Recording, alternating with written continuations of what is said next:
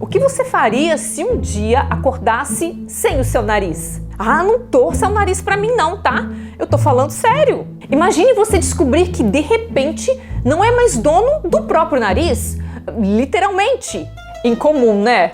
É bizarro, grotesco, vai. Completamente descabido. Pois é, foi exatamente isso que aconteceu com um russo amigo meu. É sério. Vem conhecer essa história comigo.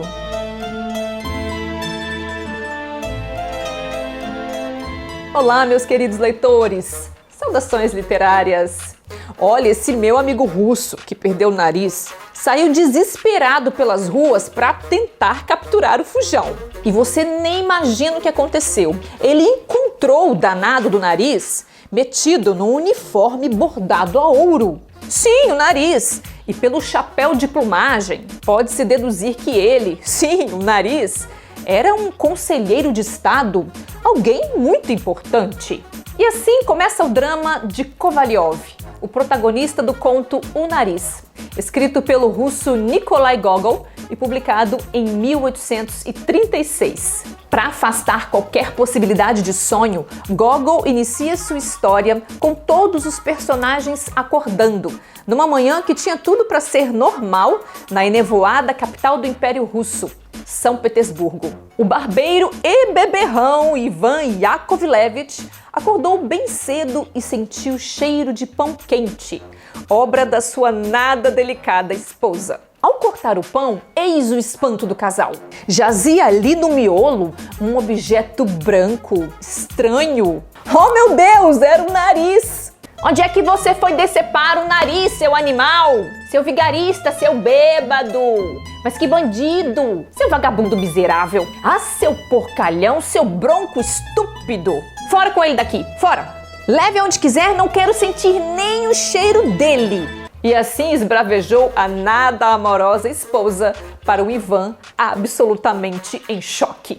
Naquele mesmo instante, naquela mesma cidade, despertava o funcionário público Kovalyov, autodenominado Major. Major Kovalyov, porque ele se achava muito importante. Kovalyov queria dar uma olhada na espinha que havia brotado no seu nariz na noite anterior. Mas, para seu enorme assombro, ele viu que, em vez do nariz, havia um espaço totalmente liso, estúpido, plano e liso, como se fosse uma panqueca recém-cozida. O nariz não estava ali e as suas costeletas apontavam para panqueca. Não havia sangue, cicatriz, nada. Apenas um vazio no meio da cara. Mas com diabo, que porcaria! Se pelo menos tivesse alguma coisa no lugar do nariz, mas não tem nada. Para se assegurar de que aquilo não era um sonho e de que ele não estava bêbado, o major beliscou-se com tanta força que ele mesmo deu um grito. Era tudo verdade. E passando a mão num lenço para disfarçar a sua vergonha descarada, Kovalyov parte desesperado à caça do nariz. E no meio da rua ocorre o fenômeno inexprimível que eu já te adiantei. Ele encontra o dito cujo. Mas calma! O nariz tem sobrancelhas. O nariz esconde o rosto no uniforme. O nariz reza. O nariz conversa com Kovalyov. Era o nariz empinado, viu? Que pelas roupas ocupava uma posição superior ao próprio dono, na complicada hierarquia do serviço público da cidade. Prezado senhor, o que deseja? Ao que parece, a questão aqui é completamente evidente. É que o senhor é o meu próprio nariz. Está equivocado, prezado senhor. Eu sou eu mesmo. Perceba que Nikolai Gogol utiliza um recurso clássico da literatura, o duplo. Só que aqui o duplo é usado de uma maneira peculiar, porque não se dá entre dois iguais ou equivalentes, mas entre um todo e uma parte desse todo, no caso, entre uma pessoa e o seu nariz. Essa é a grande sacada da história criada por Gogol. O autor é extremamente satírico para promover uma crítica ferrenha à burocracia russa. Veja só, até mesmo um nariz ganha respeito da sociedade quando investido de um título. É um baita tapa na cara, né? Mas como fazer uma crítica real, pungente, por meio de uma história completamente maluca. Atenção, mesmo sendo um absurdo, Gogol não se descola completamente da realidade, graças a uma narrativa bem estruturada. Primeiro, ele trata o absurdo com uma certa naturalidade. Como? Simples. A narrativa se passa no mundo real e envolve pessoas que levam uma vida comum. O texto não trata a perda do nariz como um fenômeno sem antecedentes na história, mas como uma fatalidade, um triste azar do tipo: se aconteceu com Kovalyov, pode acontecer com qualquer um de nós. Ou incidentes semelhantes acontecem no mundo. São raros, mas acontecem. Gogol cria uma conversa interessante entre o fantástico e o real.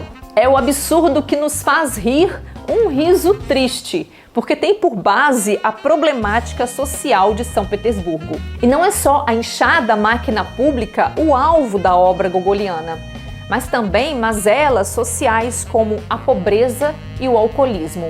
Além disso, o autor também escancara a supervalorização das aparências e da posição social. Kovalyov era um sujeito pequeno, sem importância, mas arrogante. E porque ele queria de volta aquele seu nariz fujão, farsante e vigarista? Porque com aquela aparência, com aquela panqueca no meio da cara, ele não ia subir na carreira. Ele ia bater com o nariz na porta. Ou seja, o desespero não era motivado pelo absurdo, mas pela vergonha. A vaidade era o grande estímulo de Kovalyov. Afinal, havia muitas jovens com quem conversar, muitas esposas de altos funcionários para visitar e muitos homens importantes com quem se relacionar. Mesmo assim, nos sensibilizamos com o drama dele e, ao mesmo tempo, rimos dele. Mas o riso em Gogol, reforço, tem um gosto amargo. É um riso entre lágrimas, porque a gente ri às custas dos outros. A gente ri das desgraças alheias. E aprofundando essa reflexão, percebemos que rimos de nós mesmos, porque todos nós alimentamos ninharias, dores, fraquezas e vaidades. No fundo, lá no fundo, ou bem no raso, somos todos um pouco Kovalyov.